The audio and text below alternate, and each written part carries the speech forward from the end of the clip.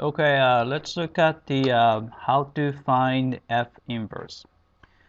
Alright, in the previous video, we talked about how to kind of educationally guess the formula of the inverse function, but we need a more systematic method. So here's the method. Alright, so for example, let's say if you have f of x, which is x over x minus 3. Alright, so here's the first step. Alright, replace f of x by y. So we can easily do that. So it's y is equal to x over x minus 3. Right? Then step 2, solve this equation for x. Right? So first step would be I'm going to multiply both sides by x minus 3. Right? So that I can get rid of this denominator. So y times x is xy. Right? Y times negative 3 is negative 3y. Is equal to, right? So negative x minus 3 and x minus 3 cancel out. You just get x. Right? Then next move would be I'm going to put all the terms that has x on the left and everything else on the right. So this guy is x, so I'm going to put it on the left hand side. And the negative 3y doesn't have x. I'm going to put it on the other side. Right? We can do that by simply subtracting x, so that the x is going to be on this side, and adding 3y. Alright, so by subtracting x, we have so xy is already there, and you subtract x, right? So we took care of this guy. Alright, then this is equal to, alright, we add 3y, so we took care of that by adding 3y here. Alright, then we can factor out x from there. We'll get, right, so x is factored out.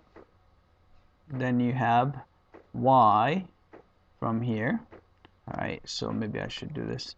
So here, this x is factored out here.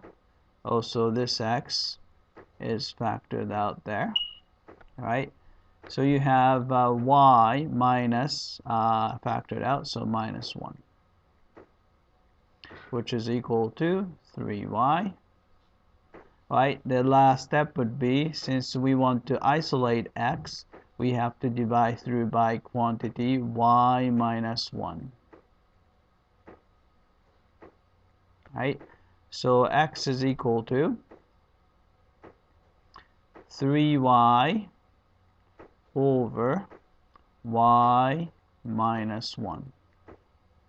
Right, so we got that. And last step, third step would be switching, exchanging x and y. So when you see x, we put y, which is equal to, and you have a 3x over x minus 1. And the last step is replace y by f inverse of x. So therefore, f inverse of x is equal to 3x over x minus 1. Right? So this is the formula for the inverse of the given function. Right? The reason why I went through this systematic method is that one thing, you can find the inverse function fairly easily, and also it clarifies what goes on when you go from original function to its inverse function. Right? So let's look at the graph of f and the f inverse. right?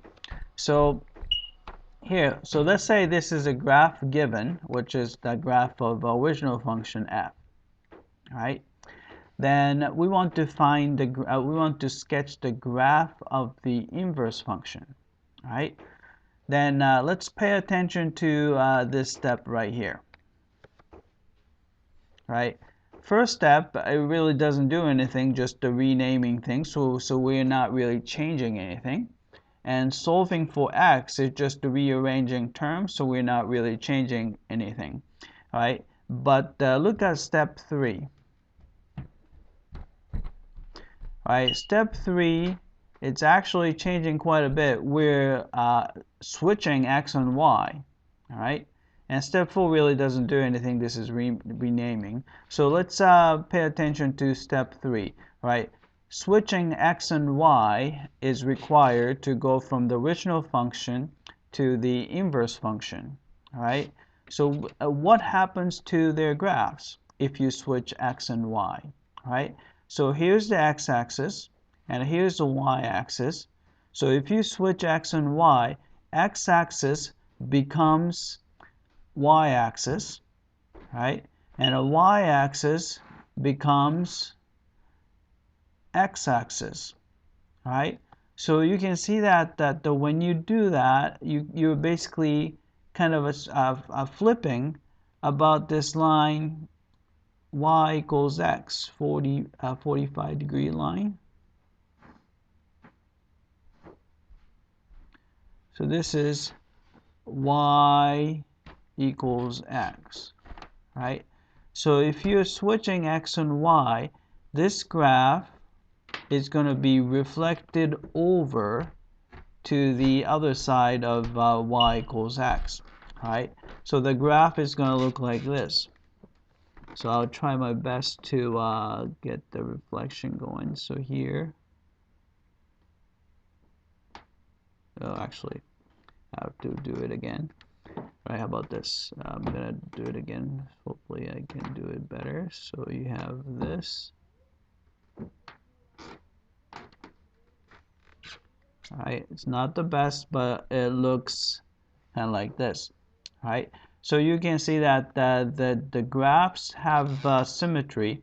It's symmetric about the line y equals x. So the graph of f and g are symmetric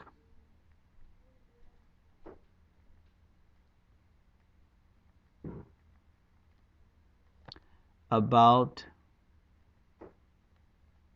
the line y equals x. Right? So if you know the graph of the original function, then you can easily sketch the graph of the inverse function without even knowing their formula. All you have to do is reflect the graph about the line y equals x. And this comes from the fact that we're basically switching x and y. All right, that's it. I hope that this was clear.